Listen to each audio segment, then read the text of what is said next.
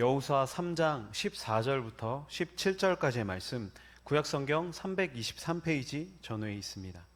여호수아 3장 14절부터 17절까지의 말씀 제가 읽도록 하겠습니다. 백성이 요단을 건너려고 자기들의 장막을 떠날 때 제사장들은 언약궤를 메고 백성 앞에서 나아가니라. 요단이 곡식 거두는 시기에는 항상 언덕에 넘치더라. 궤를 맨 자들이 요단에 이르며 궤를 맨 제사장들의 발이 물에 잠기자 곧 위에서부터 흘러내리던 물이 그쳐서 사르단에 가까운 매우 멀리 있는 아담 성읍 변두리에 일어나 한 곳에 쌓이고 아라바의 바다 여매로 향하여 흘러가는 물은 온전히 끊어지매 백성이 여리고 앞으로 바로 건널세. 여호와의 언약궤를 맨 제사장들은 요단 가운데 마른 땅에 굳게 섰고 그 모든 백성이 요단을 건너기를 마칠 때까지 모든 이스라엘은 그 마른 땅을 건너갔더라. 아멘. 우리 시간에는 함께 읽은 이 말씀을 가지고 요단을 건너라, 요단강을 건너라 라고 하는 제목으로 함께 하나님의 말씀을 나누도록 하겠습니다. 이제 여호수아서 강의 네 번째 시간을 맞이하면서 드디어 역사적인 이스라엘의 가나안 입성이 시작이 되어집니다. 그 첫걸음, 여호수아가 내리는 첫 명령이 바로 오늘 설교의 제목이기도 한 요단을 건너라는 것입니다. 요단강을 건너는 이 사건은 홍해를 건넌 사건과 함께 이스라엘 역사에서 가장 결정적인 사건에 속합니다. 이스라엘은 홍해를 건너므로써 이집트의 오랜 노예 생활을 청산했습니다. 그리고 하나님의 백성으로서 그 첫발을 내딛게 되어진 것이죠. 홍해를 건넌 후 이스라엘은 이제 언약과 또 율법을 받고 또 이러한 하나님의 말씀의 체험을 통해서 사회적 정체성, 이스라엘 민족의 정체성을 정립해 나가는 그런 시기를 겪게 되어집니다. 즉 일종의 중간 단계의 시작을 알리는 사건이 바로 이 홍해바다를 건너는 사건이었다라고 하는 것이죠. 그리고 요단강을 건너는 순간 이제 또 새로운 시대가 시작이 되어집니다. 반역과 방황의 이러한 모든 세월에 종지부를 찍고 여호와께서 허락하신 새 땅에서 하나님의 백성으로서의 생활을 시작하게 되어지는 것입니다. 이제 국가의 면모가 갖추어지고 있는 것이고 이 가나안 입성을 통해 영구적이고 안정적인 새로운 국가의 시대가 선포되어진다라고 그렇게 볼 수 있는 것입니다. 그래서 오늘 본문의 중심이 되어진 이 사건 3장과 4장에 걸쳐서 등장하는 이 요단강 도하 사건을 통해서 우리는 그 새로운 시작을 확인할 수가 있는 것입니다. 그런데 여기서 먼저 기억해야 할 것이 있습니다. 새 시대의 시작이다라고 이야기한다면 우리 역사에서 조선이 건국되어질 때 나타났었던 위화도 해군 사건처럼 뭔가 좀 이렇게 큰 격변이라고 얘기할 만한 그런 사건을 생각하기가 쉽습니다. 그러나 홍해를 건너고 요단강을 건너면서 사실 사람들만 바뀌었을 뿐이지 이스라엘 자체 어떤 이스라엘의 행군에 크게 나타나는 변화는 없다는 것입니다. 왜 어떤 변화도 없을까요? 그것은 이 요단강 도하가 상징하는 변화는 바로 이스라엘 사람들 자신의 노력으로 얻을 수 있는 것이 아니기 때문입니다. 그때나 지금이나 절대 변하지 않는 것, 그것은 그들이 하나님께서 내려주신 은총에 기대서 강을 건너고 있다는 것이고 그 은혜로 살아가고 있다라고 하는 것입니다. 그래서 요단강 도하의 이 이야기의 초점은 그들이 어떤 방식 또 어떤 장비를 써서 이 거대한 강을 건넜는가라고 하는 것이 아니라 바로 이스라엘이 얼마나 하나님의 말씀에 철저히 순종했는가, 이것과 함께 여호와께서 베푸신 이 기적이 그들 가운데서 어떻게 기념되어져야 하는가, 또 그들의 후손을 통해 이것이 지닌 의미가 무엇인가 라고 하는 것에 초점을 맞추어야 한다라는 것입니다. 이 기준을 가지고 오늘 말씀을 함께 살펴보도록 하겠습니다. 이제 그 현장 속으로 제가 이렇게 들어가자고 해서 들어가는 건 아니지만 우리가 함께 들어가 보면 좋을 것 같습니다. 요단강 사진이 있습니다. 한번 띄워줘 보시면 좋을 것 같은데요. 여호수아는 이 백성들을 이끌고 시딤을 떠나 요단 강가에 와서 3일을 머무르면서 이 요단강을 건널 준비를 했습니다. 지금 사진으로 보셔서 아시겠지만 한 장만 더 넘겨주시죠. 네, 요단강은 사실 우리 이 나라의 한강에 비유할 바도 되지 않는 그런 모습이죠. 평상시에는 30m 정도의 너비에 깊이가 1m에서 3m 정도로 흐르지만 뭐 곳에 따라서 물살이 조금 흐를 뿐이고 사실 건너기가 불가능한 그런 곳은 아닙니다. 그러니까 건너기가 어려운 곳은 아니라는 것이죠. 일부 물살이 빠른 곳만 제외하면 사실 이 강을 건너기는 그렇게 어렵지 않다는 것입니다. 그래서 이 강을 뭐 건너는 데 있어서 사실 뭐 기적까지 뭐 얘기해야 되나 뭐 이런 생각을 할 수밖에 없습니다. 지금도 뭐 사람들이 조롱하면서 하는 얘기들이 보면 이 요단강 사진을 보여주면서 이건 뭐 그냥 두 발로 건널 수 있는데 뭐 이게 뭐 얼마나 뭐 기적이 나타나는 곳이냐 뭐 이렇게 생각하기 쉽다라는 것이죠. 그런데 문제가 있습니다. 여호수아서 3장 15절 말씀을 보면 지금 이 곡식 거두는 시기에 강을 건넌다라고 밝히고 있는데 뭐 지금 그 정확하게 제가 좀 전에 보여드렸던 사진과 같은 위치는 아닙니다. 그런데 이 3대와 보리를 추수할 때쯤에는 비가 많이 내리기도 하고 또 북쪽에 위치한 헤르몬산이라는 곳이 있는데 그곳 산에 있는 눈이 녹아서 그 흐르는 물이 강에 유입이 되면서 강이 범람을 한다라고 합니다. 이때 강폭은 200m에서 1000m까지 넓어져서 강을 건너는 것이 사실상 불가능하다는 것이죠. 뭐 이렇게 그림으로 비교해 보시면 뭐 평상시 요단강은 사실 뭐 무릎까지밖에 오지 않는다라고 얘기해도 과언이 아닌 그런 곳이지만 우기 때 지금 이 요단강은 사실 뭐 사람이 건널 수는 없는 어떠한 뭐 배나 뭐 다른 것이 있어야 건널 수 있는 그리고 그것조차도 물살이 너무나 세기 때문에 사실상 건너기가 쉽지 않은 그런 강이다라고 하는 것입니다. 이러한 강을 앞에 두고 여호수아가 1장 11절을 보면 이제 강을 건널 준비를 하라고 이야기를 하고 있습니다. 그리고 이제 3장에 들어서 3장 2절에서 말하는 바를 통해 1장에서 명령을 하고 그 3일이 이제 지났구나 라고 하는 것을 알 수가 있게 되어지는 것이죠. 그런데 성경을 너무 잘 읽는 분들을 통해서 잠깐 말씀을 드리자면 여호수아 2장에서 여리고 정탐은 이 1장의 일을 설명하기 위해 잠시 며칠 뒤로 돌아가서 그 배경을 설명한 것이다 라고 봐야 한다라고 하는 것입니다. 그러니까 시간 순서를 엄밀히 따지자면 2장이 먼저이고 그 다음에 1장, 3장 이런 순서로 진행되어지고 있다라고 하는 것입니다. 제가 왜 이 말씀을 드리냐면 2장에서도 이미 일주일 넘게 시간이 지났는데 1장에서 분명히 3일 후에 강을 건넌다고 했는데 2장에서 일주일의 시간이 지나고 3장에서 이제 건널 준비가 됐다 뭐 이렇게 이야기하기 때문에 그럼 이게 시간이 날짜가 틀린 게 아닌가 계산이 잘못된 게 아닌가 혹시 이렇게 오해할 수 있는 분이 있을까봐 말씀을 드리는 것이죠. 다시 본론으로 돌아가서 이 여호수아와 이스라엘 백성은 이제 그래서 3일 후에 강을 건너기로 작정을 합니다. 그런데 딱 3일 후에 강을 건넌다라고 이야기를 하고 정말 그 무섭게 넘실대고 있는 강을 보면서 여호수아도 그렇고 이스라엘 백성들도 그렇고 무슨 생각을 했을까요? 뭐 지금 중국이나 뭐 유럽에서 물난리가 나서 난리도 아닙니다. 정말 많은 사람들이 죽고 정말 무슨 자동차가 그 무거운 자동차가 종이배처럼 그렇게 떠다니는 광경을 보게 되어지는 거죠. 이 요단강이 번화한 시기에 이 강의 유속도 사실은 만만치 않습니다. 그러니까 정말 그 막 넘실대고 있는 언덕까지 차올라서 넘실대고 있는 이 강을 보면서 그들은 아마 참 많은 생각을 했을 것입니다.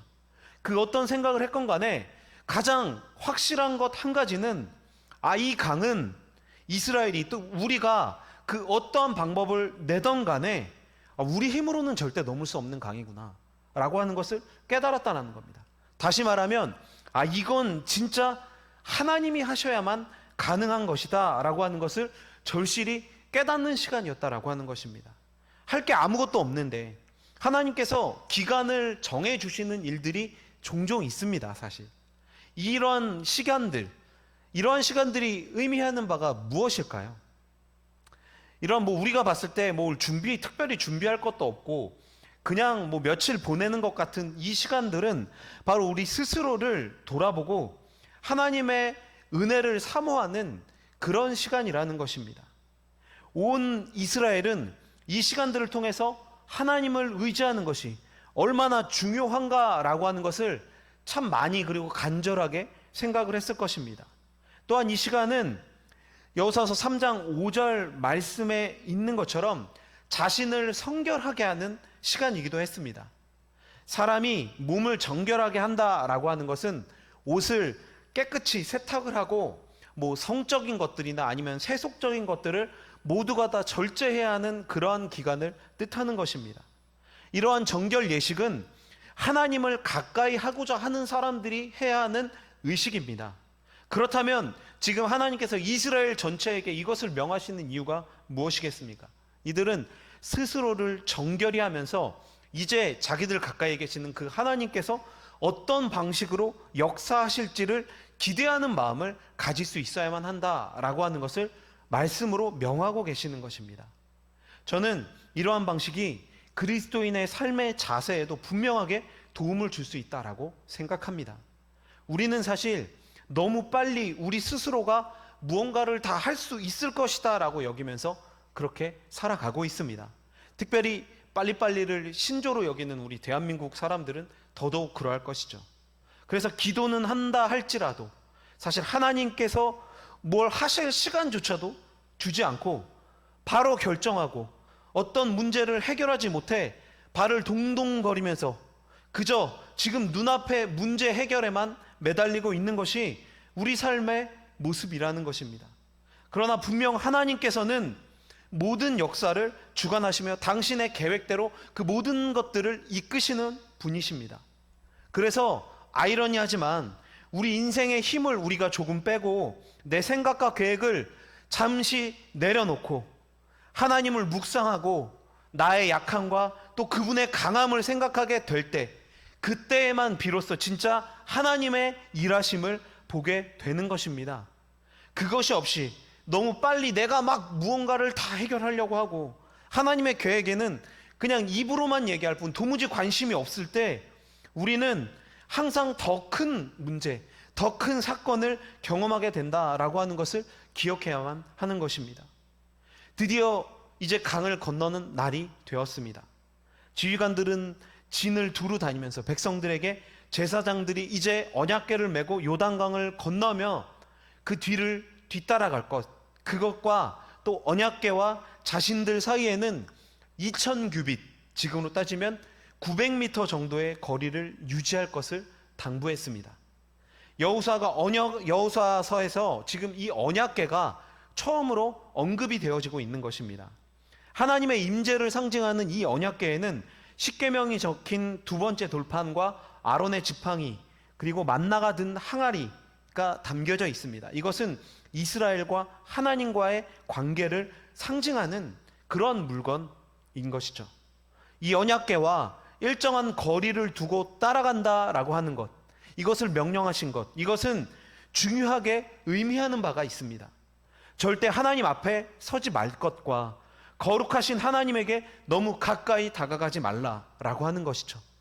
하나님을 앞서지 말아야 하는 이유는 무엇일까요? 가나안에 한 번도 가본 적이 없는 이스라엘과는 달리 하나님께서는 이 땅 모든 것을 너무나도 잘 알고 계시는 분이시죠. 그러니 당연한 것입니다. 잘 알고 있는 하나님께서 인도해 주시는 길로 가야만 이 가나안 정복의 사명을 제대로 완수할 수가 있는 것입니다. 이스라엘이 하나님 앞에 서서 가본 적도 없고 알지도 못하는 그 땅을 상대로 자신들의 판단대로 움직인다면 결코 가나안을 정복할 수가 없는 것은 너무나도 당연한 결과라는 것입니다. 이 중요한 원리는 이스라엘의 이 가나안 정복 그리고 여호수아서를 이해하는 데 있어서 또 다른 중요한 요소가 되어지는 것입니다. 그런데 어째 이 말씀을 들으시면서 여호수아와 이스라엘에게만 이 말씀이 해당되지 않는다라고 하는 사실이 느껴지지 않으십니까? 우리의 삶도 마찬가지이기 때문입니다. 이 세상과 우리 자신을 사실 누구보다도 더 잘 아시는 분이 분명히 하나님이시고 그 하나님이 우리와 함께하고 계시는데 도대체 우리는 참 그분께 그 어떠한 것도 제대로 맡기지 않는다는 것입니다. 말로는 하나님께 길을 안내하라, 그러면 내가 따르겠다, 이렇게 말은 하지만 어떻습니까? 정작 야 내가 얘기 좀 할게 하나님이 이렇게 얘기하셔도 듣지도 않고 그냥 막 앞으로 달려가기가 부지기수인 우리 인생이라는 것입니다. 그러다가 길이 잘못되면 어떡하죠? 뒤를 돌아보고서 왜 말리지 않았냐? 왜 이 길로 안내했냐? 그렇게 따지는 것이 참 안타깝고 죄 많은 연약한 우리의 모습이라는 것입니다. 이제는 한참 앞에 가다 뒤돌아보고 여기 맞냐고 묻는 그런 어리석은 모습이 아니라 그분의 뒤에서 그분과 일정한 거리를 두고 당신의 목소리를 따라 말씀에 따라 걸어가는 연습을 우리는 해야만 한다라는 것입니다. 그것이 두 글자로 순종입니다. 순종은 다른 것이 아닙니다. 하나님 뒤를 따르는 것입니다. 하나님의 말씀을 따르는 것입니다. 그것이 바로 순종이라는 것입니다. 그리고 그것이 바로 이 가나안 정복의 가장 핵심이 되어지는 요소라는 것입니다. 여호수아는 백성들에게 스스로 성결할 것을 주문했습니다. 이것은 요단강을 건너는 것이 하나님께서 베푸시는 기적일 것이다 라고 하는 것을 강조하고 있는 것입니다. 온전히 하나님께 맡기기 위해서 이스라엘이 해야 할 일이 무엇이죠? 전쟁을 준비하는 것입니까? 강을 건널 준비를 해야 하는 것입니까? 아닙니다. 스스로를 성결하게 하여서 주님의 성전에 참여하는 그런 것입니다. 더 정확히 말하자면 그분께서 어떻게 하시는지를 우리 스스로를 정결하게 해서 지켜보기만 하면 되는 것입니다. 이 성전에 참여하는 자들은 두려워할 필요가 없습니다. 지난주에 살펴본 여리고성 정탐으로 깨달은 것이 무엇입니까? 두려워해야 할 사람이 바로 하나님 편에 선 우리가 아니라 하나님을 상대해야 하는, 하나님을 대적해야 하는 자들이 진짜 두려워해야 한다라고 하는 것을 깨닫게 된 것이 아닙니까? 이제 정말 그때가 된 것입니다. 모든 준비가 마쳐졌습니다. 하나님의 기적이 아니면 이스라엘은 정말 휘몰아치는 강을 향해 전 민족이 뛰어드는 어리석은 장래 행렬에 불과할 것입니다. 물론 그들에게는 홍해 바다를 가른 하나님에 대한 기억이 있습니다. 그러나 중요한 것은 기억보다 믿음이죠. 하나님을 의지하는 온전한 믿음으로 그들이 강으로 걸어가야 하나님의 기적을 보게 되고 요단강을 건너 가나안 정복의 서막을 알릴 수가 있게 되어지는 것입니다. 그것이 오늘 우리에게 분명한 교훈을 주고 있는 것이죠. 특별히 하나님께서는 이 순간에서 1장부터 이어져 온 여호수아를 세심하게 돌보시는 그 모습을 잊지 않으십니다. 7절 말씀을 보면 여호와께서 여호수아에게 이르시되 내가 오늘부터 시작하여 너를 온 이스라엘의 목전에서 크게 하여 내가 모세와 함께 있었던 것 같이 너와 함께 있는 것을 그들이 알게 하리라 라고 말씀하십니다. 여호수아가 지도자가 되었다고 해서 굳이 스스로를 높일 필요가 없습니다. 하나님께서 여호수아를 온 이스라엘 앞에서 존귀하게 하실 것이며 모세와 함께 하셨던 것처럼 여호수아와 함께 하신다라고 하는 사실을 보여주실 것이다, 그렇게 말씀하고 있는 것입니다. 이것은 온 백성이 요단강을 건너며 하나님의 능력과 은혜를 체험하는 날이 될 것이다 라고 하는 것과 동시에 하나님께서 여호수아를 지도자로 세우셨음을 만천하에 공개해 주시는, 그것을 확인시켜 주는 그러한 날이 되어지는 것입니다. 그런데 또 한 가지 생각해 볼 것이 있죠. 이날 여호수아가 한 일이 무엇입니까? 그것은 지도자들과 백성들에게 명을 해서 준비를 시킨 게 다죠. 여호수아가 이렇게 하나님으로부터 대접을 받고 정말 극진한 대접을 받고 있죠. 그리고 이스라엘의 차기 지도자로 올라서게 되지만 여호수아 자신의 영도력으로 인해 다음 지도자가 되는 것도 아니고 이 요단강을 건너는 것도 아니라는 것입니다. 그의 남다른 점이 무엇입니까? 바로 앞에서도 얘기했었던 한 가지의 가치입니다. 그것은 바로 순종이라는 것이죠. 여호수아는 모세의 명이 하나님의 명이라는 것을 분명히 알았기 때문에 모세가 명하면 그 명에 절대적으로 순종했습니다. 또 우리가 잘 알고 있는 1차 가나안 정탐 때에도 왜 여호수아는 갈렙과 함께 우리가 그 땅을 점령할 수 있을 것이다 그렇게 외칠 수 있었을까요? 사실 눈앞에 있는 걸로 보고 판단한다면 10명의 정탐꾼이 맞았습니다. 그들이 틀린 것이 없었다라는 거죠. 그들은 그냥 보여지는 사실에 근거해서 이야기를 했지만 여호수아와 갈렙은 보여지지 않는 것에 근거해서 얘기를 한 차이죠. 그 이유는 바로 하나님께서 주셨다라고 하는 것을 믿은 것입니다. 그 땅에 얼마나 대단한 사람이 있건 어떠한 성이 있건 어떤 불가능한 모습이 보이건 나는 그걸 보는 게 아니라 하나님께서 주신 말씀을 믿는다. 하나님이 주시겠다고 했으니까 그냥 우리는 그 땅이 좋은 것만 확인하고 돌아오면 되는 것이고 우리는 그 땅을 점령할 수 있다. 그것이 여호수아와 갈렙이 얘기한 것의 핵심이다라는 것입니다. 하나님께서 여호수아를 보시고 가장 기뻐하셨던 것이 바로 그의 이러한 순종이라는 것입니다. 계산하지 않고 따지지 않고 때로는 무모해 보일 정도로 하나님을 따른 그의 순종을 기뻐하셔서 그를 사용하고 계시는 것입니다. 가나안 정복은 이렇게 시작이 되어지고 있습니다. 그 시작은 군사들의 함성도 강력한 무기를 앞세운 행진도 아닙니다. 하나님의 임재를 앞세워 가나안 정복을 시작하는 것입니다. 즉 하나님의 앞에 가시면 그 뒤를 따르는 것, 그 길이 비록 인간의 눈으로는 불가능해 보이는 강을 건너는 일부터 시작할지라도 전적인 순종, 전적인 신뢰, 그것을 통해서 하나님께서 이제 이 가나안 땅 전체를 이스라엘에게 보여주실 것임을, 이스라엘에게 주실 것임을 이 가나안 정복의 이 서막을 통해서 알려주시고 계시는 것입니다. 요단강을 건너는 것을 통해서 보여주고 계신다라고 하는 것입니다. 하나님의 명을 받은 여호수아의 명령을 통해 이렇게 가나안 땅 점령이 시작이 되어집니다. 이때 3장 10절 말씀을 보면 살아계시는 하나님이라는 말을 하며 명을 시작합니다. 이 표현은 전쟁터에서 자주 사용되는 표현입니다. 그리고 이것은 가나안의 죽은 신들과 다르게 우리 하나님은 살아계시다 이런 식으로 그 대조하면서 많이 사용하는 표현이죠. 여호수아는 하나님께서 그들 앞에서 쫓아낼 7 족속을 표현하고 계시는데 이것은 가나안에 살고 있었던 민족이 7 민족만 있었다라고 하는 것이 아니라 성경에서 이야기하는 완전수를 말하는 것입니다. 그러니까 딱 7 족속만 쫓아내겠다라고 하는 것이 아니라 가나안 사람들 중에 단 한 족속도 빠짐없이 모두 쫓아내실 것이다 라고 하는 그분의 결심이 담겨져 있는 것이고 그분이 주셨던 약속의 실현을 말씀하고 계시는 것입니다. 인간의 믿음과 의지만 따라준다면 하나님께서는 이제 이스라엘에게 이 가나안 땅을 모두 다 내어주실 그러한 생각을 가지고 계셨다라고 하는 것을 분명히 보여주고 계시는 것입니다.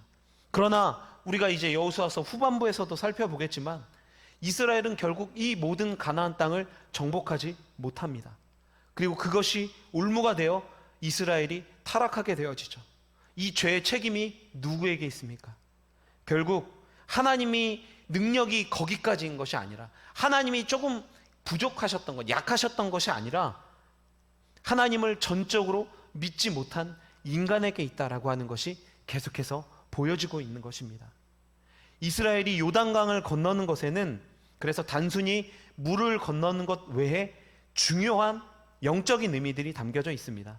그 의미들은 단어들을 통해서도 우리가 확인해 볼 수 있는데 요단강 이 도와 명령의 핵심인 3장 13절을 통해서 우리가 그것을 한번 간단하게 살펴보고자 합니다.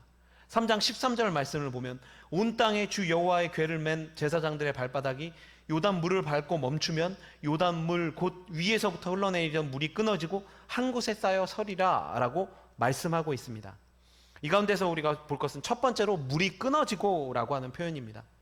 여기서 사용된 히브리어는 자연현상이 아니라 하나님의 구속 언약을 말할 때 사용하는 단어입니다. 언약궤가 물에 들어가서 물이 끊어지고 이스라엘 백성들이 구원함을 얻어 마른 땅으로 걸어간다라고 하는 것은 그래서 그냥 단순히 강을 건너는 것이 아니라 구속의 언약이 성취되어지는 과정을 묘사하고 있는 것입니다. 전적인 하나님의 주도하심과 그 은혜로 구속이 이루어진다는 것. 인간은 오직 그 하나님께 순종함으로 그 은혜를 누릴 수 있게 되어진다라고 하는 것을 보여주고 있는 것입니다. 두 번째는 여호수아가 법궤를 맨 제사장들에게 요단을 밟고 멈출 것을 요구한 것입니다. 여기서 멈추다, 서다라고 하는 이 단어가 물이 서리라라고 하는 표현과 같은 단어가 사용되어졌습니다. 즉 그들이 강 안에 서 있으면 어떻게 된다는 거죠? 물도 멈춰 서 있게 된다라고 하는 것입니다. 그런데 이게 그냥 저희는 이렇게 이야기하지만 이게 참 말처럼 이것을 이해하기가 쉬울까요? 아무리 강물이 멈춰 섰다라고 해도 그 강을 건널 때 사실 좀 등골이 좀 오싹해지지 않을까요?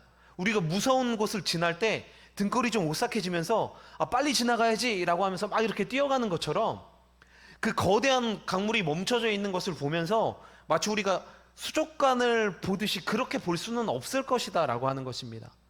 무서운 마음이 드는 것이 인간의 본능일 것이죠.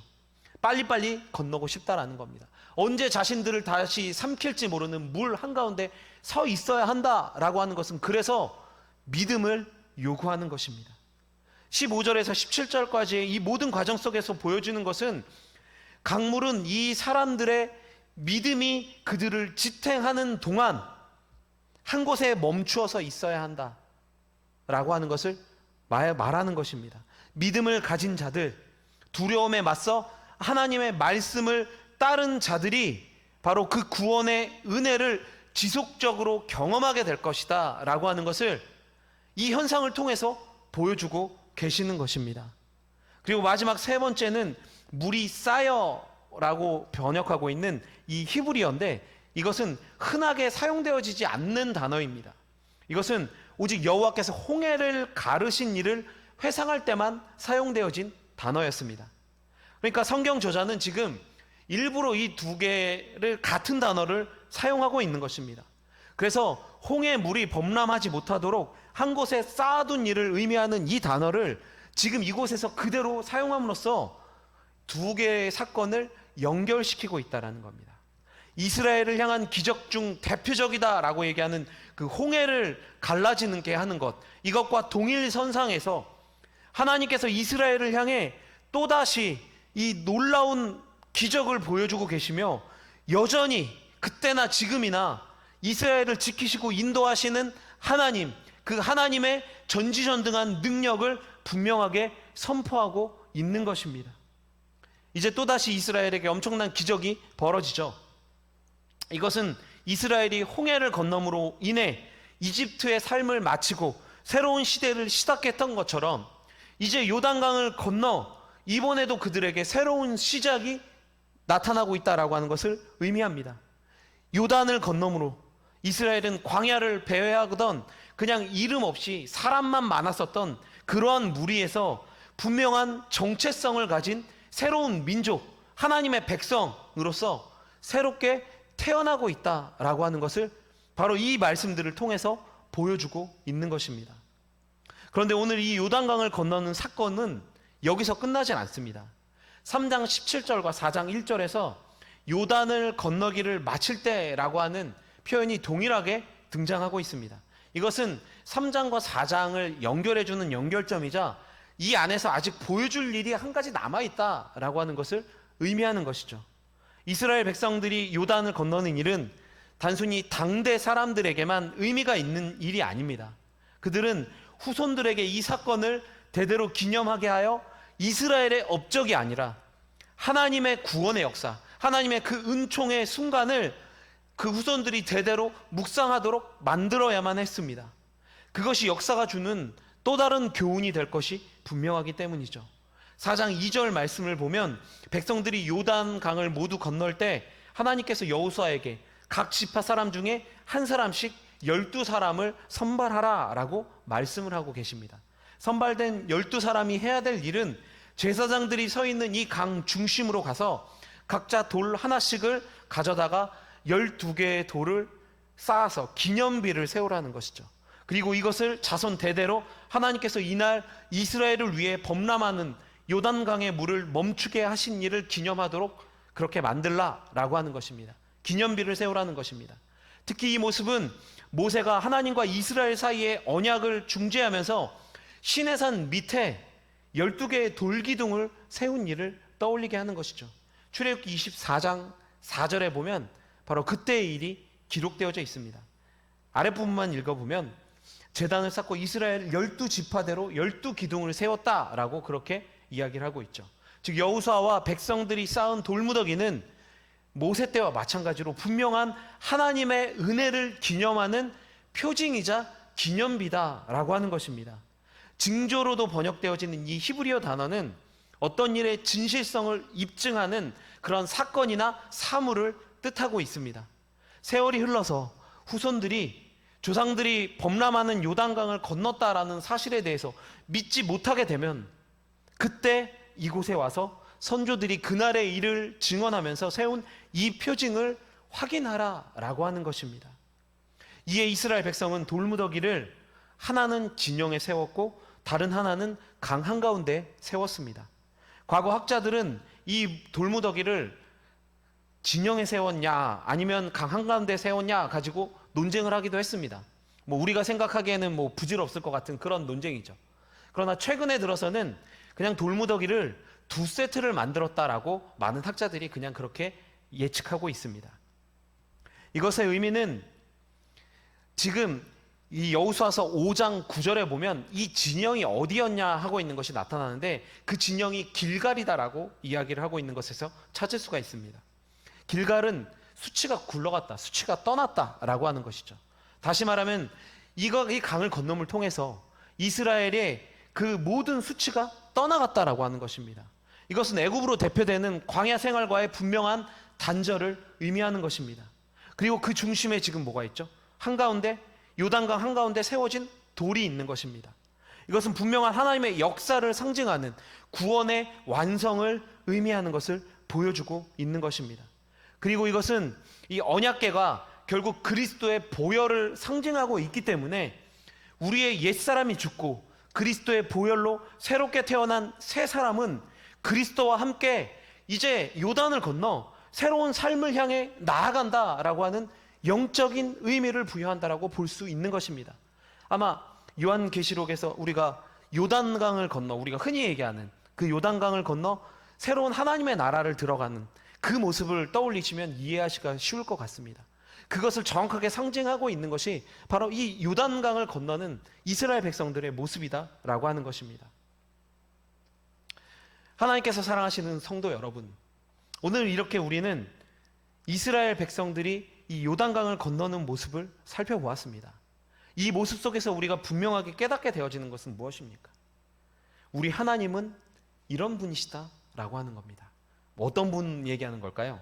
우리 하나님은 이렇게 능력이 있고 하나님께서 앞서 모든 것을 행하시고 계획하시고 준비하시는 그런 분이시다라고 하는 것입니다. 또한 하나님께서 자신의 약속을 반드시 지키시는, 온전히 실현시키시는 그런 분이시다라고 하는 겁니다. 그렇기 때문에 우리는 어떻게 하면 될까요? 이런 하나님, 이런 놀라운 하나님을 그냥 믿고 따라가면 되는 것입니다. 그 말씀에 순종하고 의심 없이 그냥 우리에게 주어진 믿음의 길을 걸어가면 된다라는 것입니다. 그런데 여러분, 우리는 지금도 여전히 무엇을 두려워하고 있습니까? 왜 주저하고 왜 여전히 우리는 계속해서 망설이고 있는 것입니까? 우리는 좀 더 말씀으로 돌아가야 할 필요가 있는 것 같습니다.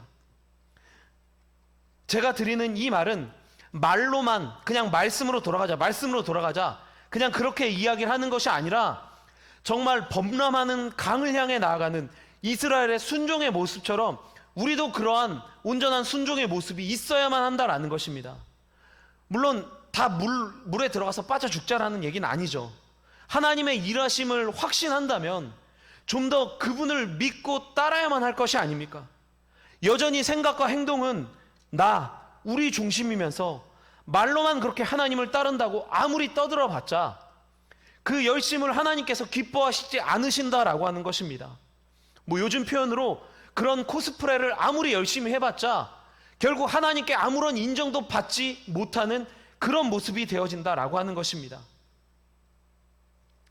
오늘 말씀을 통해 우리가 분명히 확인할 수 있는 것은 구원의 은혜를 경험하기 위해 우리 주님께서 여시는 그 새로운 시대를 향해 나아가는 길이 무엇입니까? 절대적인 순종밖에 없다라고 하는 것을 분명하게 보여주고 있는 것입니다. 출애굽 1세대와 2세대의 다른 점이 무엇입니까? 하나님의 말씀에 철저하게 순종했다라고 하는 점이 바로 다른 점입니다. 이제는 우리의 발걸음의 속도를 좀 늦춰야만 할 것입니다. 그리고 주님께 좀 더 맡기고 그분의 말씀에 순종하는 삶으로 나아가야만 할 것입니다. 그것이 바로 진정으로 말씀을 따르는 길이며 은혜의 자리로 나아가는 길, 요단강을 건너는 온전한 길이다라고 하는 것을 분명하게 기억하시고 좀 더 말씀에 순종하는 온전한 그리스도인의 그러한 삶의 자리로 나아가기를 결단하시는 저와 여러분이 되시기를 바랍니다. 말씀을 정리하겠습니다. 요단강 도하 사건이 지닌 의미를 요약하면 이렇습니다. 첫 번째는 요단강을 건너면서 여호수아의 영적이고 또 육적인 지도자로서의 지위를 확립시켰다라고 하는 것입니다. 그런데 그 힘이 무엇이죠? 그 힘은 다름 아닌 하나님이시다라고 하는 겁니다. 하나님께서 여호수아를 통해 명령하셨고 그의 명령대로 기적이 발생하는 것을 보여주심으로써 하나님과 함께하는 자로서의 지도력을 확실히 인정받게 하셨다라고 하는 것입니다. 두 번째로는 하나님께서 분명하게 이 가나안을 정복하게 하실 것이며 기어코 그 땅을 이스라엘에게 주실 것이다 라고 하는 것을 보여주신 것입니다.